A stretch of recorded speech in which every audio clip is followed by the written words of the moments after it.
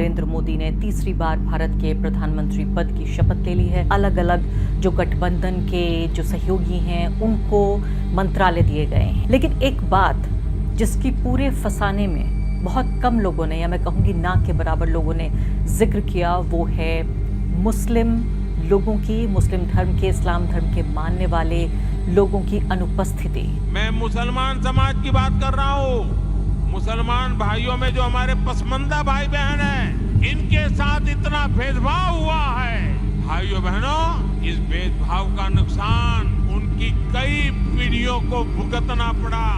आप सोचिए, विमर्श का स्तर ये देखिए कि बहुत ही घटिया, पिछड़ेपन की, रूढ़िवादी, इस तरह की भावनाएं, उस तरह की सोच रखने वाले लोग ये बीजेपी के समर्थन समूह बनाते हैं। नमस्कार, द वायर में आपका स्वागत है। मैं हूं आरफा खानम शेरवानी। आखिरकार नई सरकार का गठन हो गया है। नरेंद्र मोदी ने तीसरी बार भारत के प्रधानमंत्री पद की शपथ ले ली है। उनके साथ 72 यानी कुल मिला के कैबिनेट में उनको मिलाकर 72 लोगों ने शपथ ली उन्होंने।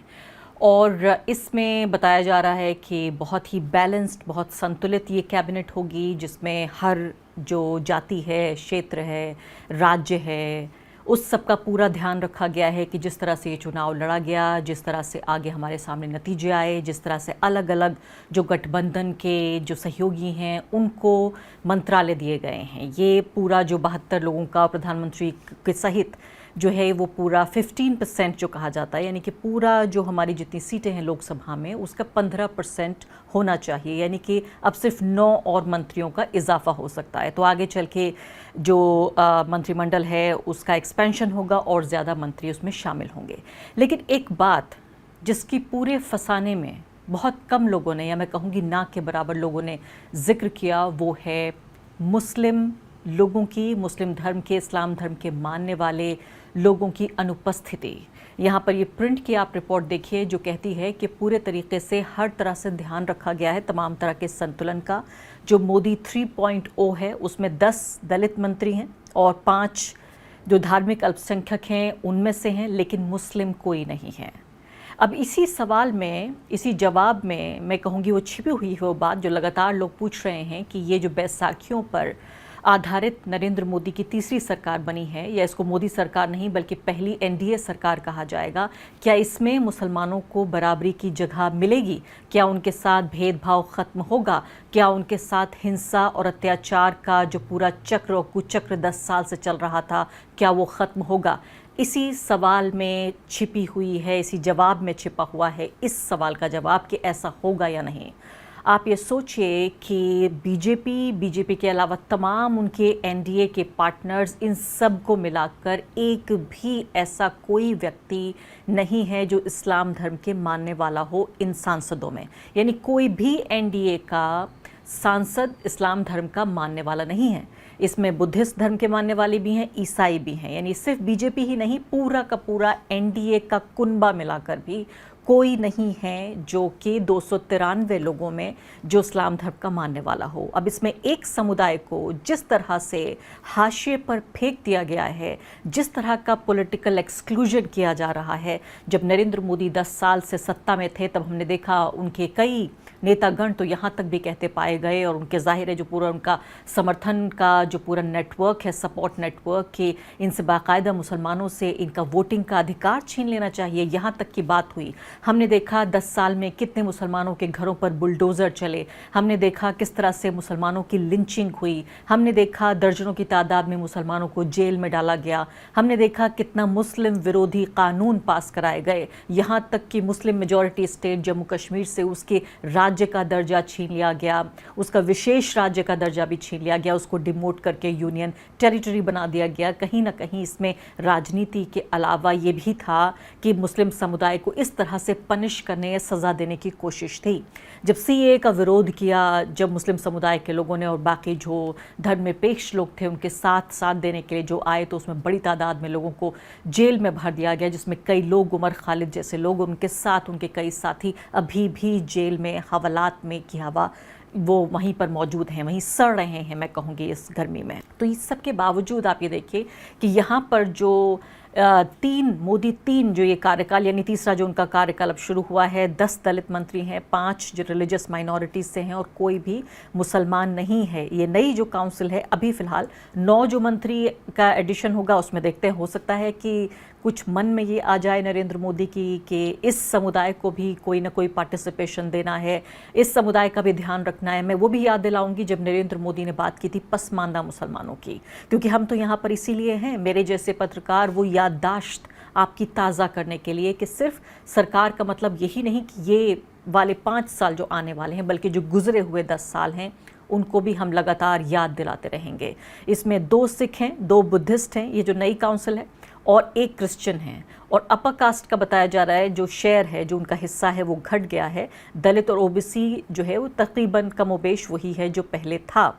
इसमें अब आप ये देखिए कि जो 5 मिनिस्टर्स हैं जो माइनॉरिटी कम्युनिटी से आते हैं, इसमें एक नाम पर आपको ज़रूर हैरानी होगी, और उसमें हरदीप सिंह पुरी हैं, रवनीत सिंह बिट्टू हैं, ये नया नाम है, जॉर्ज कुरियन हैं, किरण रिजिजू हैं, ये बुद्धिस्ट धर्म के मानने वाले हैं, और रामदास अठावले हैं। पुरी और अठावले राज्यसभा के एमपी हैं, और रिजिजू लोकसभा का चुनाव जीत चुके हैं अरुणाचल प्रदेश से। बिट्टू जो हैं वो ये चुनाव हार चुके हैं पंजाब से, और कुरियन जो हैं वो केरला से बीजेपी के जनरल सेक्रेटरी हैं और उन्होंने चुनाव नहीं लड़ा। यानी ये मान के चल रहे हैं कि इनको 6 महीने के भीतर, जो एक तरीका होता है तकनीकी रूप से देखें तो, इनको राज्यसभा के जरिए चुन लिया जाएगा। यानी वो लोग जिन्होंने लोकसभा का चुनाव नहीं लड़ा, जो राज्यसभा के अभी भी एमपी नहीं हैं, उनको ये कार्यकाल, ये पद दिया गया है, ये इनको उपाधि दी गई है कि अब आप मंत्री कहलाए जाएंगे।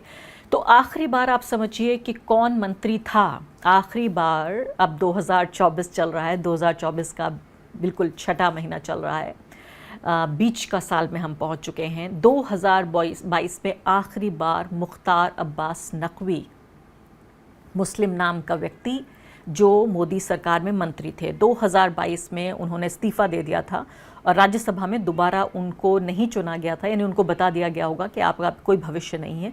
उसके बाद से कोई मंत्री नहीं है। हद तो ये है कि जो अल्पसंख्यक मंत्रालय है, अभी भी देखना बाकी होगा, ये भी इतिहास रचती है मोदी सरकार, नरेंद्र मोदी, उनकी पार्टी बीजेपी, के अल्पसंख्यक मंत्रालय के लिए भी इनके पास इतने लोग मिलाकर कोई अल्पसंख्यक नहीं है। मुसलमान भी नहीं, सिख भी नहीं है, ईसाई भी नहीं है, बुद्धिस्ट भी नहीं है। पिछली बार स्मृति ईरानी को ये चार्ज दिया गया था जिसमें गलत सूचना पहुंचाने की कोशिश कर रहे थे लोग कि उन्होंने एक पारसी व्यक्ति से शादी की है, तो क्या स्मृति ईरानी अब पारसी हो जाएंगी।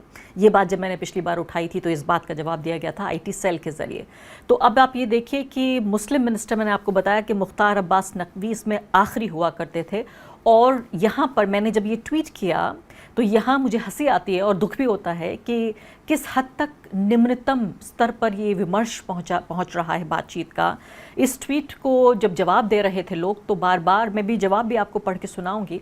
उन जवाबों में ये कह रहे थे कि देखिए, जब ये क्या ज़रूरी है कि एक उस समुदाय का व्यक्ति ही उस समुदाय को रिप्रेजेंट करे। यानी आप इस पूरे काउंसिल को देखें तो इसमें उत्तर प्रदेश का रिप्रेजेंटेशन मिलेगा, आपको मध्य प्रदेश का मिलेगा, नॉर्थ ईस्ट का मिलेगा, तमाम राज्यों का रिप्रेजेंटेशन है, तमाम कास्ट ग्रुप का रिप्रेजेंटेशन है। पूरी सोशल इंजीनियरिंग की पूरी जो परिभाषा है वो इसी पर आधारित है कि जिस समुदाय से ताल्लुक़ रखने वाले लोग हैं उन समुदाय के लोगों को एक तरह की नुमाइंदगी देकर उनकी हौसला अफजाई की जाती है। क्योंकि ये माना जाता है, अगर पॉलिटिकल साइंस की बुनियादी आप परिभाषा को भी देखिए, कि आप जिस बैकग्राउंड से आते हैं, आपके मसलों को, आपकी आकांक्षाओं को, आपकी उम्मीदों को, आपके संघर्षों को उस समुदाय से जुड़े हुए लोग बेहतर समझ सकते हैं। क्योंकि हम अभी उस विकसित स्टेज पर नहीं आए हैं जहां आपकी, मेरी, नेताओं की और जो भी लोग हैं जो नीति निर्धारण करते हैं उनकी कोई पहचान मायने नहीं रखती है।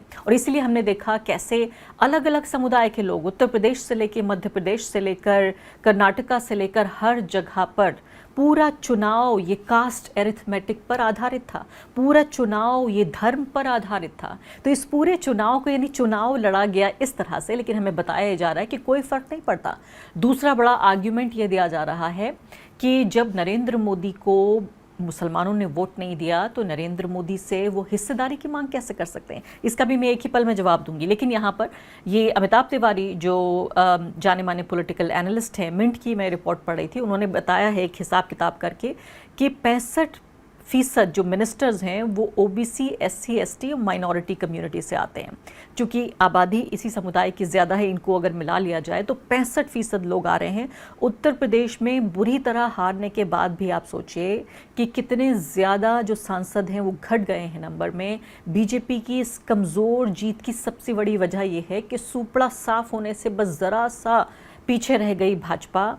तब भी आप ये देखिए कि 2019 में 10 मंत्री थे और इस बार 9 मंत्री हैं, और उस 10 में से 7 मंत्रियों ने उत्तर प्रदेश से जुड़े हुए 10 मंत्री थे, उनमें से 7 चुनाव हार गए इस बार। उसके बावजूद भी बहुत ज़्यादा फर्क इसमें नहीं पड़ा है। 29 जो सांसद थे उनका नुकसान हुआ था। और इस बार भी जो 9 मिनिस्टर हैं जिन्होंने शपथ ली है कल, उसमें 4 जो हैं वो ओबीसी से आते हैं, अदर बैकवर्ड कम्युनिटीज़, और 3 अपर कास्ट से आते हैं और 2 दलित समुदाय से आते हैं। यानी पूरे तरीके से यहाँ भी ध्यान रखा गया है। तो मैं आपको बता रही थी कि जो एनडीए मिलाकर भी पूरा ये कुनबा है, उसमें एक भी सांसद मुस्लिम समुदाय का नहीं है। जो 25 सांसद चुने गए हैं, या तो वो इंडिया अलायंस की तरफ से चुने गए हैं या फिर उनमें से कुछ जो हैं वो इंडिपेंडेंट हैं। मैं मुसलमान समाज की बात कर रहा हूं। मुसलमान भाइयों में जो हमारे पसमंदा भाई बहन हैं, जो पिछड़े हुए हैं, मैं उनकी बात करता हूं। पसमंदा मुसलमान मोची होते हैं, भिस्ती होते हैं, जोगी होते हैं, लाल बेंगी होते हैं, भटियारा होते हैं, मिरासी होते हैं, डफाली होते हैं, मुकेरी होते हैं, मदारी होते हैं, जुलाहा होते हैं, लंबाई होते हैं, बेदा होते हैं, बामणिया भी होते हैं, छिया होते हैं, लहरी होते हैं, हल्दर होते हैं, सिकदर होते हैं। कितनी ही जातियां,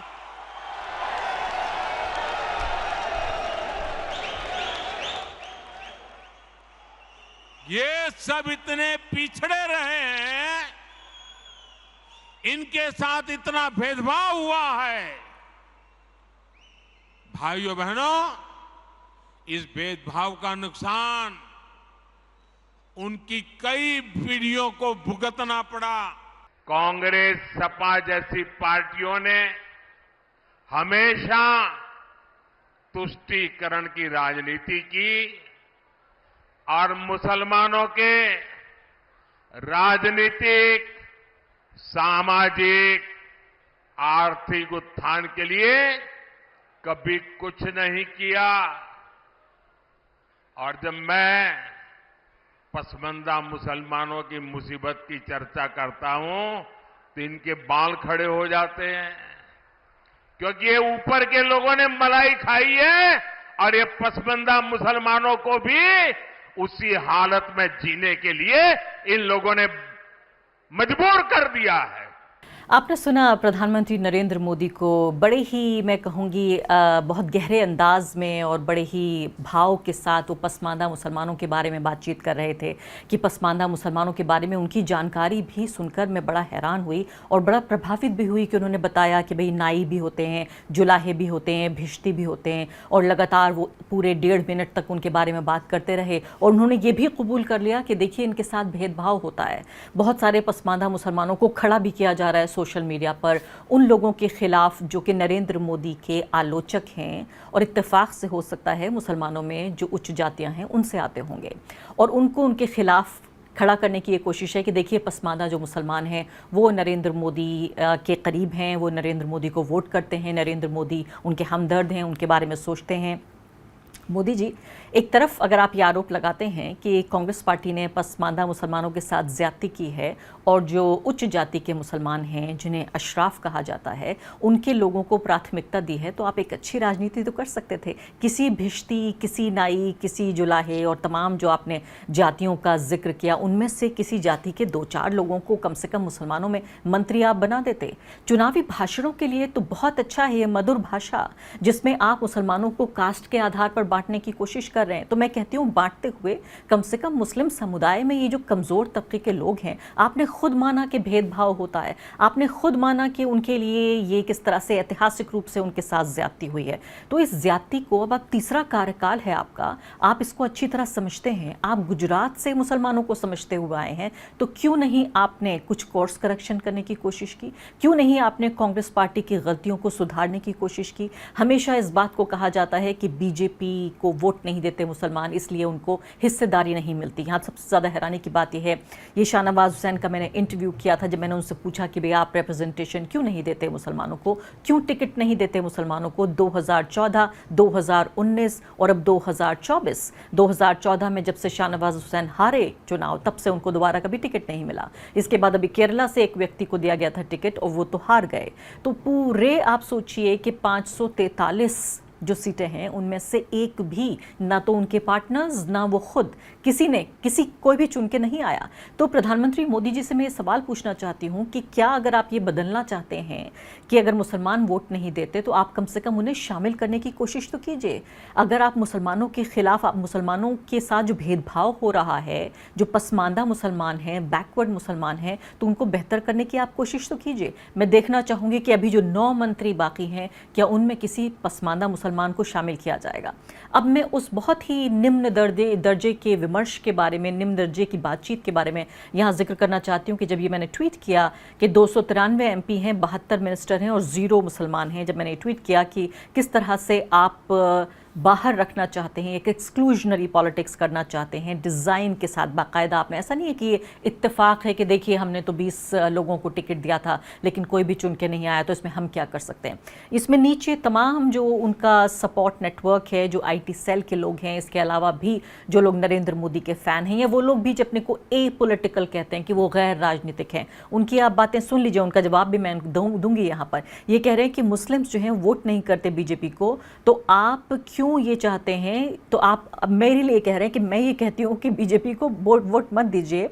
अब क्यों रोया जा रहा है, इश्क लड़ाओ कांग्रेस से और मिनिस्ट्री देंगे मोदी जी। यानी खिल्ली उड़ाने की, एक मजाक उड़ाने की एक कोशिश की जा रही है कि ये अगस्त पॉलिटिकल पार्टी को आप वोट नहीं देते तो रिप्रेजेंटेशन नहीं मिलेगा। दूसरा बार जो मैं आर्ग्यूमेंट सुनती हूँ, जो शाहनवाज हुसैन के ज़रिए भी मैंने सुना था, वो ये था कि देखिए राशन देने में क्या कोई भेदभाव हो रहा है, क्या आप ये बताइए कि जो घर दिए जा रहे हैं PM आवास योजना के, क्या उसमें भेदभाव हो रहा है।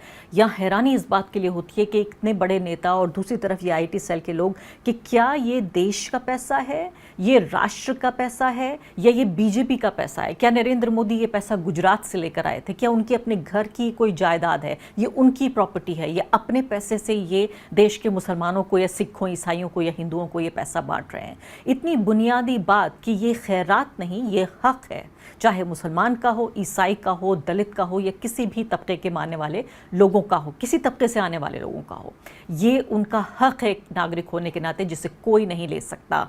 तो ये सीधे तौर पे मैं ये कहना चाहती हूँ कि एक पॉलिटिकल पार्टी जैसे चुनाव लड़ती है, उसकी आलोचना करने का हमें अधिकार है, लेकिन जब आप एक बार एक संवैधानिक पद पर बैठ जाते हैं, जब आप प्रधानमंत्री बन जाते हैं, जब आप मंत्री बन जाते हैं, आप शपथ लेते हैं उस संविधान की जिसमें साफ तौर पे आपने ये कहा है कि मैं किसी भी पहचान के आधार पर भेदभाव नहीं करूंगा। खुद प्रधानमंत्री ने कहा कि मैं संघ के मंत्री के तौर पर मैं शपथ लेता हूं कि मैं कोई भेदभाव नहीं करूंगा, लेकिन भेदभाव हो रहा है। और उन्हीं के लोग, जो समर्थन करने वाले लोग हैं, वो आकर ये कह रहे हैं कि अब आप वोट नहीं देते तो हम आपको रिप्रेजेंटेशन नहीं देंगे।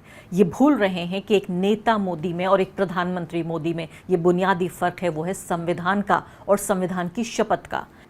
दूसरी व्यक्ति आ जाती हैं और कहने लगती हैं कि 23 करोड़ वोट बीजेपी को पड़े हैं, इसमें 0 मुस्लिम थे और 0 वोट पड़े मुसलमानों के बीजेपी को। तो अगर इनको तमाम तरह की वेलफेयर स्कीम दी जा रही है, उसके बावजूद भी ये वोट नहीं देते, तो ये समझते हैं कि सिर्फ सेक्युलर लोग भी तथाकथित इस जो भ्रष्ट हैं वो इस देश पर राज करें, उनको मैंडेट दे रहे हैं, उनको जनादेश देते हैं।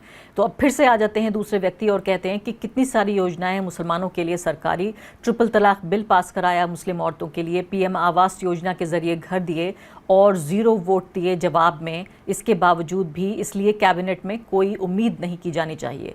उससे ज़्यादा घटिया बातें इस स्तर पर उतर आए और कहने लगे कि अगर आपने शादी की है अब्दुल से तो उम्मीद आप ये कर रहे हैं कि आपको बच्चा होगा अंकित का। आप सोचिए, विमर्श का स्तर ये देखिए कि बहुत ही घटिया, पिछड़ेपन की, रूढ़िवादी, इस तरह की भावनाएं, उस तरह की सोच रखने वाले लोग ये बीजेपी के समर्थन समूह बनाते हैं, जो ये नहीं समझते कि इस तरह की घटिया रूढ़िवादी सोच, जहां एक महिला को, महिला के अधिकार को सेक्सुअलाइज करने से बाज नहीं आ रहे ये लोग, और उसमें और एक भारत की, एक देश की सरकार में कोई फ़र्क नहीं कर पा रहे हैं। ये यूट्यूब चलाते हैं, ओपन लेटर के नाम से बता रहे हैं कि ये बहुत ही स्टूपिड है ये आइडिया कि धर्म के आधार पर या जाति के आधार पर होना चाहिए। किसी भी धर्म और जाति का व्यक्ति बाकी अन्य धर्म और जाति के लोगों के साथ भला कर सकता है। यहाँ फिर से मुझे लगता है, हंसी आ रही है मुझे कि एक ऐसा देश जहाँ जाति, धर्म, क्षेत्र के आधार पर ही 2024 में अभी कुछ हफ्ते पहले जो चुनाव हुए, जो 2 महीने चुनाव चले, वो इसी के आधार पर हुए हैं। कैबिनेट का, मंत्रालय का जो बंटवारा है वो भी इसी आधार पर हो रहा है। लेकिन यहाँ पर आके वो तमाम बातों को पीछे हटके कहते हैं कि ठीक है, एक ही समुदाय के लोग ये तमाम काम कर लेंगे। अब यहाँ पर देखना होगा अगले 5 साल में कि देखिए 2022 से मैंने आपको बताया कि कोई रिप्रेजेंटेशन मुसलमानों का नहीं है। अब इसके बाद क्या कोई एक्सपेंशन में कोई जगह मिलेगी, और ये भी महत्वपूर्ण होगा देखना कि अगले 5 साल में मुस्लिम समुदाय के लोगों के साथ नरेंद्र मोदी की सरकार का क्या रवैया रहता है। द वायर के और वीडियोस देखने के लिए सब्सक्राइब करें और बेल आइकन पर क्लिक करें। स्वतंत्र पत्रकारिता की आर्थिक मदद करने के लिए डिस्क्रिप्शन में दिए गए लिंक पर जाएं और अपनी राशि चुनें।